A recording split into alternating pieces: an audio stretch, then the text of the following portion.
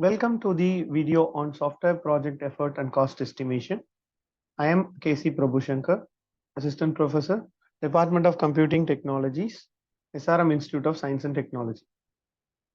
So the objective here is to learn about software project effort and cost estimation. Right. See, software cost and effort estimation has never been an exact science. The reason behind this is we have too many factors or too many external agencies or variables that affect the estimation of cost and effort of a particular software.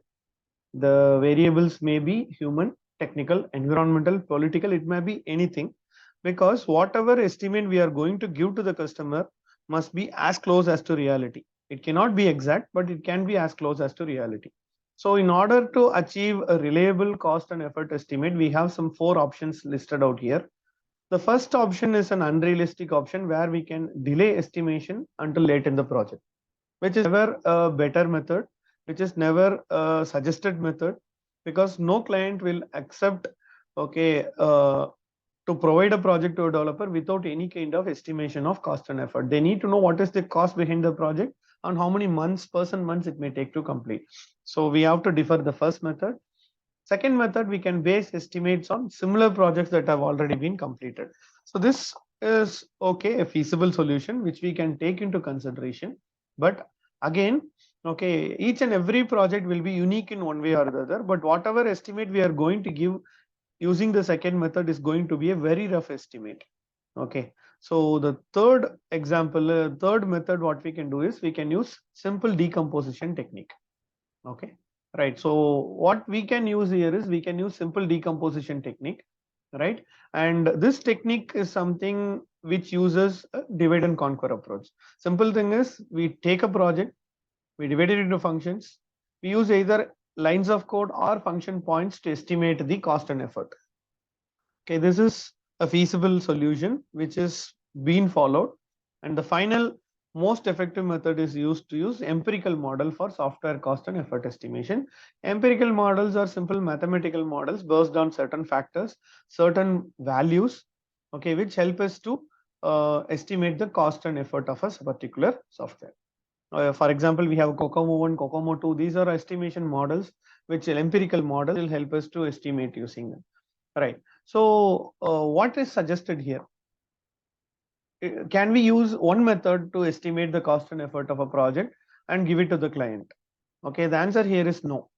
Right. Suppose if you use a divide and conquer approach, we can use an empirical model to check whether we have arrived at a what we call as an optimal software cost and effort estimate. Or if you have used an empirical model, we can vice versa. We can go for a divide and conquer approach and just cross check with the empirical model, right?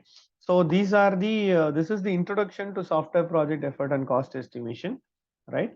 So the next thing is how our focus is basically to go on decomposition techniques, right? When it comes to decomposition, you can either decompose the problem or the process, right? The problem is nothing but the problem statement which we have at hand or the requirement given by the client. We have a bounded scope of the problem. We divide the problem into smaller problems, we decompose it, and then use LOC or FP to estimate it. That is the topic we are going to discuss. But the decomposition of the process is entirely different. Whatever model we are going to use, we are going to decompose it and then we are going to estimate it. But our focus is limited to decomposition of the problem. So before going for problem-based estimation, or decomposition technique, we need to know what software sizing, right? Only then we can get a clear picture of how to do it using problem-based estimation, right? So the next topic we are going to discuss here is software sizing, right? So a good project estimate will always work, is always dependent or directly proportional to the size of the work to be accomplished. So we should initially estimate the size of the project. The size of the project can be estimated either in lines of code or using function points. Function points are nothing but the number of functions that are associated with your project. So we need to compute this LOC or we need to compute this FP, which we call as direct approach. LOC is direct approach and FP is indirect approach. right? So we always define software sizing with the parameter capital S. We have a formula for calculating the size of the software. Okay, for calculating the estimated LOC and estimated FP, we have a formula which we will see in the next forthcoming sessions, right? So now we get into the concept of problem-based estimation.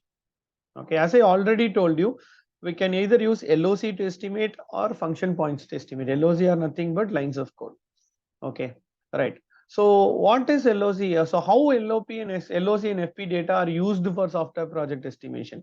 First, they are used as project variables, as estimation variables. Second, what we can do is we can use past LOC and past FP data to estimate the current LOC and current FP. So these are two important things which we need to keep in mind.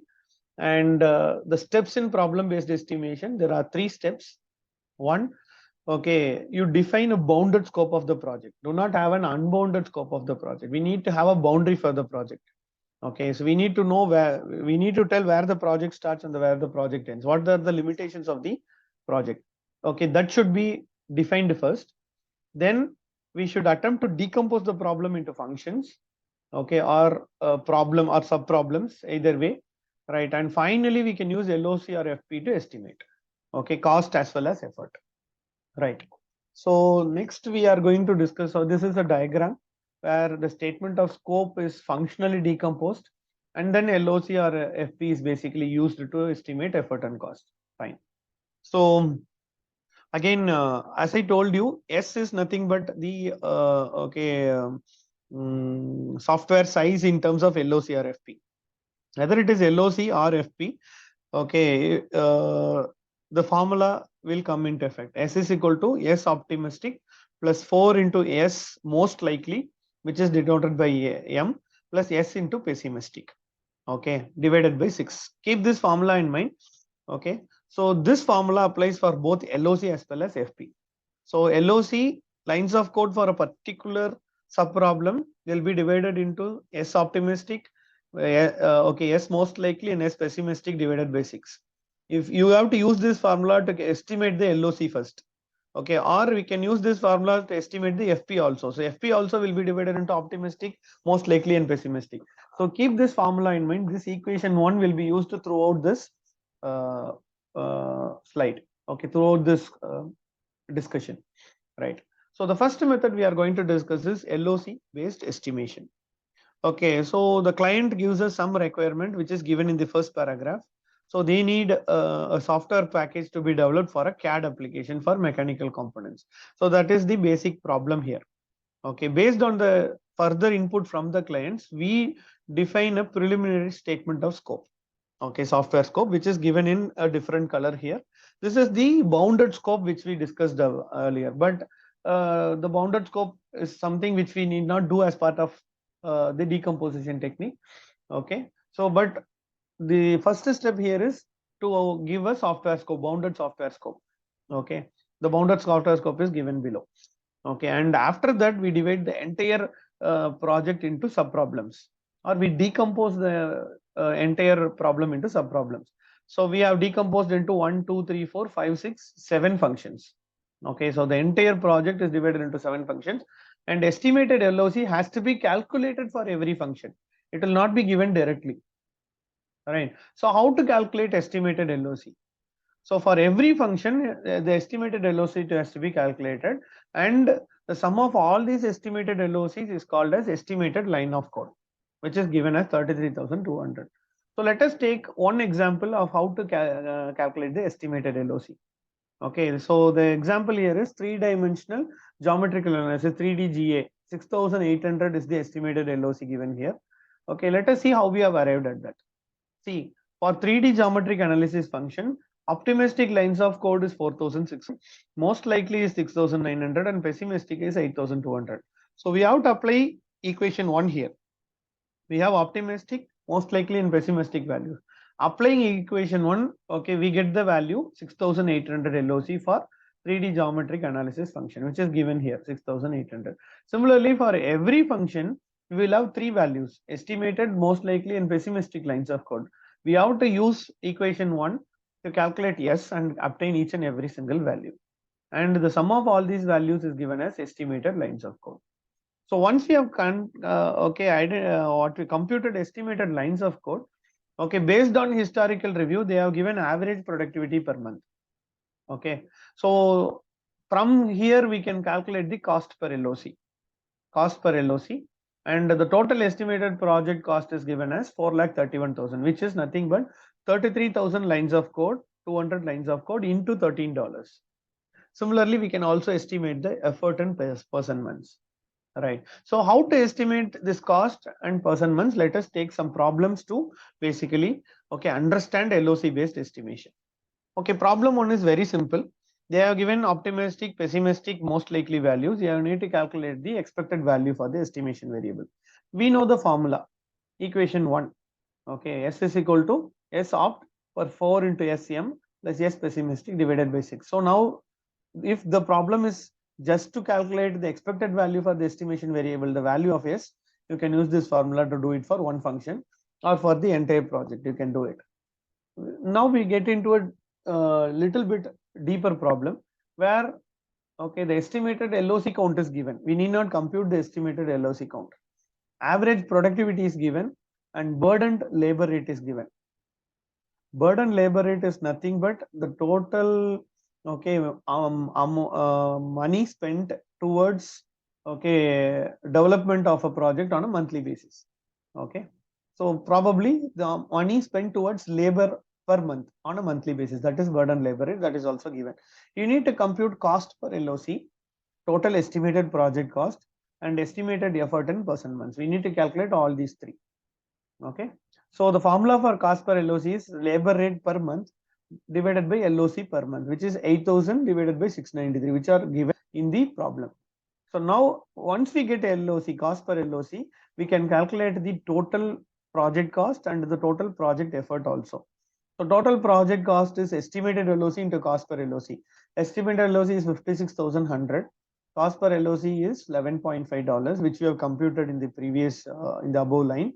So the total cost is 6,45,150.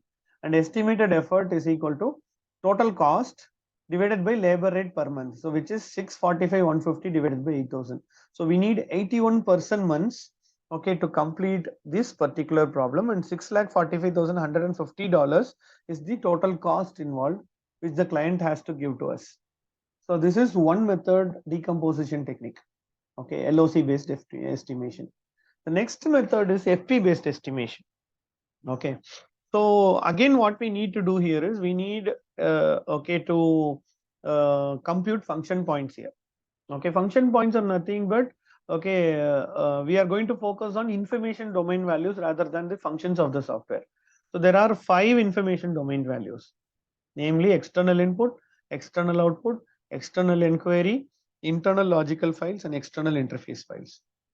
Okay, so for every project, you need to calculate the count of all these information domain values. Okay, and there are weighing factors which are fixed constant values for simple, average, and complex. Okay, if there are all the external inputs are average, you need to use, and there are 5 external inputs, so the total FP is 5 into 4 is equal to 20. Similarly, for output, inquiries, logical files, interface files, we need to calculate the count and we need to multiply it with the weighing factor, which will give the total count of function points. This is step 1. Step 1, you need to compute the function points. So this is a table which tells us optimistic, likely, and pessimistic function points are given. We always go for, okay, likely function points because it carries more weightage in the sizing problem, because S is equal to S optimistic plus S 6 into S likely plus, sorry, 4 into S likely plus, okay, S pessimistic divided by 6. So we always take the likely values as the estimated count. Weight can be taken from the previous table, and FP count is nothing but multiplying estimated count into weight, okay, which will give the total count for us. So the first step in FP based estimation is to estimate the information domain values, which are these 5 components: external input, external output, inquiries, logical files, and interface files. Next value is we need to identify what is value adjustment factor. Right. So whatever FP count we have given, we have here is unadjusted FP. What is unadjusted FP? Right. See, when we okay, calculate these 5 information domain values, we might have reused some components from previous projects. So for those reused components, we should not basically charge for it. We should not basically estimate the cost for it. Okay. So we need to have a value adjustment factor, which will help us identify to what percentage of reusability is basically part of the project. Okay. So value adjustment factor, there are 14 parameters. Okay. These are the 14 questions for every for every question you have to give a value from 0 to 5. 0 is not important or not applicable, and 5 is absolutely essential. So let us take this example, backup and recovery 4, it is important. Distributed processing, not necessary or not applicable, you can take it out. Master files updated online. So similarly, multiple installations is absolutely essential. So for that particular project, we need to calculate. So the average of all these, the sum of all these values divided by 14 will give you the value adjustment factor. Okay. So the first step is estimating information domain values. Second step is to calculate value adjustment factor. But in some problems, value adjustment factor will be given to you directly. Okay, right. And once you do that, once you have these two values, then we can start estimating the cost and effort using FP. How we are going to do that? Okay. So let us take a problem here. Before taking a problem, just keep in mind this formula. Okay, so estimated FP we can derive as FP estimated is equal to count total, which can be here is 320 because we are working only with FP star 0.65 plus 0.01 into S of FI, which is value adjustment factor. You will get FP count here, right? Rather than looking at this example, let us take a problem and solve it directly. Okay, so this is the problem here. Where we have all these 5 information domain values and optimistic, likely and pessimistic function points are given. We need to estimated count of FP we need to take. We need to calculate the total FP count 0.1, that is unadjusted FP we need to calculate. Okay, then we need to calculate adjusted FP using this formula. Okay, the above formula given, right? And then cost per FP has to be computed. Total project cost has to be computed. Total project effort has to be computed. So what is given in the problem is this table. Okay, they have given value adjustment factor as 1.19, again that is given. Productivity per month is 5.8 is given. Burdened labor rate is 8,000, which is also given, right? So very simply, take the likely values because it holds more weightage and put it as the estimated count and calculate the unadjusted FP, which is 389. Okay, 389 is unadjusted FE. So we need to calculate VAF, value adjustment factor, which is 0.65 plus 0.01 star 1.19. So which is 0.66. Okay, so this 389 into 0.66 will give you the adjusted FP count. So actually the total number of FPs is 389. Okay, but reused components are removed here using the value adjustment factor, and the adjusted FP count is 257. Okay, part 1 of the solution is over. Part 2, cost per FP is equal to total labor rate per month divided by FP per month. So which is 5.8. So for every FP, we are going to spend $1,379. Now we need to estimate the cost and effort. Cost is equal to AFP into cost per FP. AFP is 257, we have calculated here, into cost per FP is $1,379, which we have calculated above. So the total cost comes to 3,54,403. Estimated effort is nothing but total project cost divided by labor rate per month, so which is 44 months. All right. So now we have estimated the project cost and project effort, okay, using FP based estimation problem.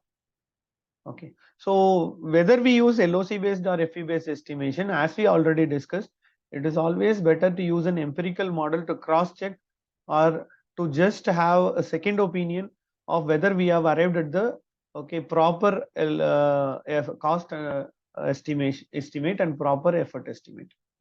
Thank you.